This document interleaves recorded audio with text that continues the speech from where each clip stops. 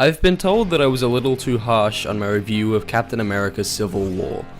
I was told this by the audience retention graph that shows a massive drop-off after I said it was trash. Thus, a suggestion has been made that I should review the MCU without being so obnoxiously harsh, and that starts here, with Iron Man. I know The Incredible Hulk is technically the first movie to be part of the MCU, but I cannot bring myself to watch that movie. Iron Man is one of those movies that I'm scared to go back to, because I feel like it's going to be much worse than I remember.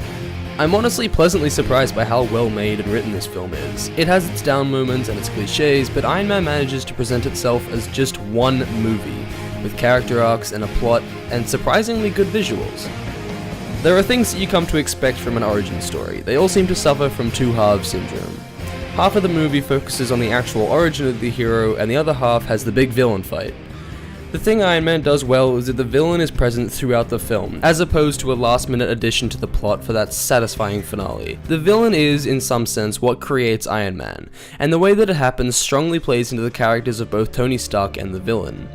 It provides strong motivations for both characters to justify their actions, and although some parts may be a little heavy-handed, for example this little bit of dialogue, "Is this the last act of defiance of the great Tony Stark? Or are you going to do something about it?" But mostly the evolution of Tony into Iron Man and the gradual rise of the villain's importance and presence is very natural and really well handled. In addition to this, Robert Downey Jr.'s performance as Tony Stark is as good as most people say. It's hard to say though if that's genuinely a good performance or if it's Robert Downey Jr. just simply being Robert Downey Jr. The character writing is the most obvious part of Iron Man that could be improved. A lot of the conversations that occur between people can be incredibly stilted and kind of heavy-handed. Dialogue has a habit of becoming what sounds like a good and impactful line, rather than what sounds natural from the character that's speaking. It doesn't stop the relationships that exist in the film from feeling mostly natural, however. The evolution of character relationships and characters individually makes sense based on the events that occur, and based on my understanding of their impact. It's just a shame that the characters themselves couldn't discuss it with a little bit more subtlety and individuality. While more recent Marvel films have adopted the cut more times in a second than the ass does in the sky approach, Iron Man seems to be the exception to the rule. Most of the visuals in Iron Man are really well done and easy to follow.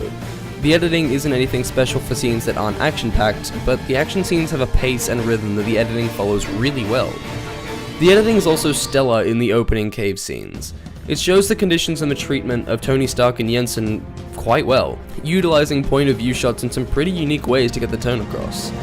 The cinematography in a broad sense is also really well done. From the point-of-view cave shots to the action scenes, the cinematography holds up and does a really good job of portraying action scenes that can be followed without confusing and with a good jolt of exhilaration. In the film's downtime, however, the cinematography can become fairly uninspired and generic, but it still looks good and serves its purpose through these sequences. The technical aspects of Iron Man are all at their best in action scenes, and this applies to the sound as much as it does the visuals. The score is at its most exciting, and the sound mix is at its most complex and well executed in these action sequences. Having said this, the best use of music came at the end of the film, and it's probably my favorite moment throughout. It's a great feeling when the Iron Man theme kicks in after the last line of the film, and that's a testament to the music of Iron Man. Honestly, the most praiseworthy thing about Iron Man in the context of the MCU is that it stays self-contained. Iron Man is its own film. There are hints and mentions of S.H.I.E.L.D. throughout the film with Agent Coulson, but it isn't an overarching theme of Iron Man, and the setup for the other movies in the MCU is sidelined for the main story and its arcs. I am interested to see at what point these movies degrade into what I know them as, but Iron Man 8 out of 10.